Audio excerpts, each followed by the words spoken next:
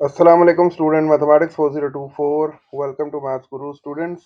This is a question on simultaneous linear equation और इसको solve कर रहे हैं हम लोग बाय यूजिंग एलिमिनेशन मेथड।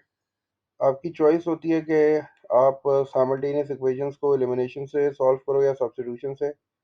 अच्छा, मैं एलिमिनेशन मेथड इसलिए सेलेक्ट कर रहा हूँ क्योंकि यहाँ जो चार वेरिएबल्स है मेरे पास, समझो 2x और 2y, इसमें से किसी का कोफिशिएंट भी वन नहीं है। ठीक है।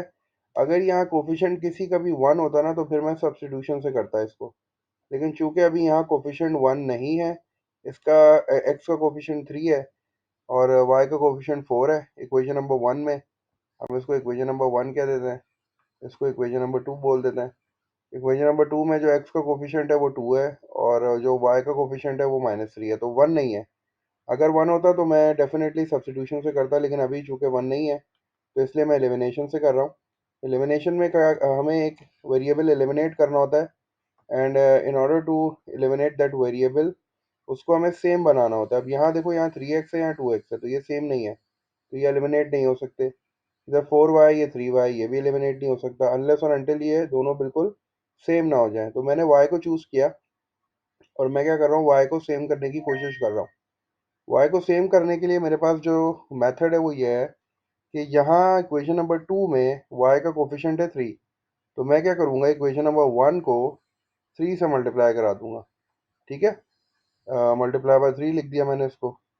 और चूंकि यहाँ कोफिशिएंट फोर है तो मैं इक्वेशन नंबर टू को I will multiply it with four. ये तरीका होता है आपको वेरिएबल सेम करने का। ठीक है, आप क्या करते हो, स्वैप कर लेते हो। यहाँ जो y का वेरिएबल है उसको इक्वेशन नंबर वन से मल्टीप्लाई करा दोगे और यहाँ जो y का वेरिएबल है उसको इक्वेशन नंबर टू से मल्टीप्लाई करा दोगे। इससे फायदा ये होगा कि y सेम हो जाएगा। ठीक है, पहले मल्टीप्लाई कर लेते हैं। Three multiply by three x will give me nine x. ठीक है, और थ्री को जब मैं फोर वाई से मल्टीप्लाई कराऊंगा तो ये बन जाएगा प्लस थ्री फोर जो ट्वेल्व वाई।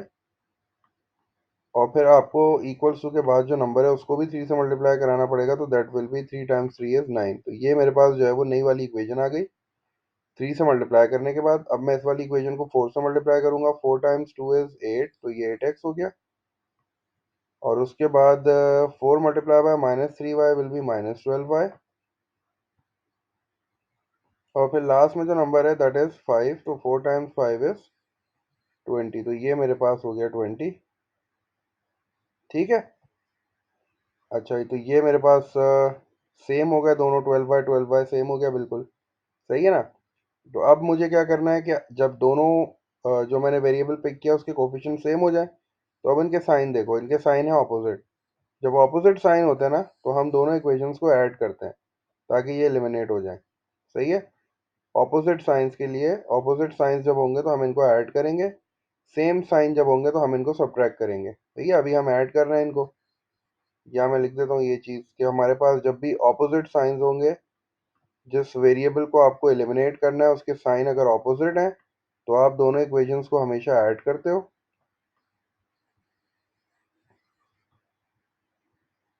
और if the sign is same you will subtract them. सही है। तो ये एक सिंपल सी एक वो है, क्योंकि आपको पता है ऐड करेंगे तो प्लस माइनस कैंसिल होकर जीरो हो जाएगा ना, और जब सब्ट्रैक्ट होगा तो फिर हम जो है वो, सॉरी, जब सेम होगा तो we will subtract both the equations. तो यहाँ चूंकि ऑपोजिट साइंस है तो वी विल ऐड देम। जब हम इनको ऐड करेंगे तो आपको पता है कि प्लस ट्वेल्व वाई और माइनस ट्वेल्व वाई ये कैंसिल आउट हो जाएंगे, इनका आंसर जीरो हो जाएगा। नाइन और eight will be seventeen X and that will be equals to twenty plus nine, twenty nine हो जाएगा। तो इसका जो x की वैल्यू आ रही है वो सिंप्लीफाई नहीं हो रही, वो फ्रैक्शन की फॉर्म में आ रही है। This is twenty nine upon seventeen, और ये फर्दर सिंप्लीफाई भी नहीं हो सकता क्योंकि सेवनटीन तो प्राइम नंबर है। ठीक है, तो ये हमारे पास ट्वेंटी नाइन अपॉन सेवनटीन जाएगी, एक्स की वैल्यू आ गई। अब जब एक्स की वैल्यू आ जाए तो इसके बाद इसको किसी भी इक्वेशन में, इक्वेशन वन इक्वेशन टू में पुट करो, you will get the value of Y. जल्दी से पुट कर लेते हैं, इक्वेशन नंबर टू हमें आसान लग रही है, इक्वेशन नंबर टू में पुट कर देते हैं जल्दी से। तो टू मैंने एज इट इज लिखा, ये इक्वेशन नंबर टू में पुट कर रहा हूँ मैं। ठीक है, इक्वेशन नंबर टू में कैसे पुट कर रहा हूँ मैं, इक्वेशन नंबर टू में मेरे पास है two X minus three Y. तो 2 लिखा मैंने और x की जगह पे x की वैल्यू लिख देते हैं। The value of x is 29/17। सही है। और उसके बाद है -3y, तो ये -3y एज इट इज आ जाएगा और इक्वल्स टू 5।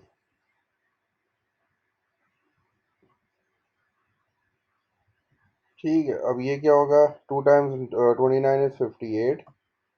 ये हो जाएगा 58/17। और अब मैं क्या कर रहा हूँ, चूंकि मुझे y की वैल्यू चाहिए ना, तो मैं y को वहां शिफ्ट कर देता हूँ, 5 को इधर ले आता हूँ, तो ये हो जाएगा -5 and that will be equals to 3y। अब जल्दी से एलसीएम ले लेता हूँ, इसके नीचे 1 है, तो 17 विल बी माई एलसीएम। तो ये हो जाएगा 58, और फिर माइनस, जब आप 17 को 5 से मल्टीप्लाई कराओगे तो 7 टाइम्स 5 इज 35, 5 इधर, 3 इधर, 3 5 वन 5 एंड 5 एंड 3 इज 85। ये 85 हो गया एंड इक्वल्स टू 3y। जब आप इसको सब्ट्रैक्ट करोगे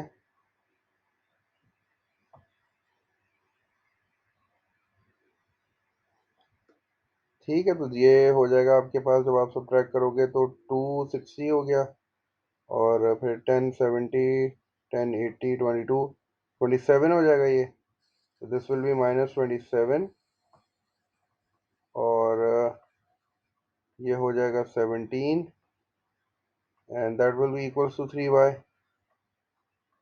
अब ये 3 यहाँ y के साथ मल्टीप्लाई हो रहा है, उधर जाके डिवाइड हो जाएगा, तो मेरे पास जो फाइनल वैल्यू ऑफ y आ जाएगी that will be equals to -27, numerator में ही रहेगा।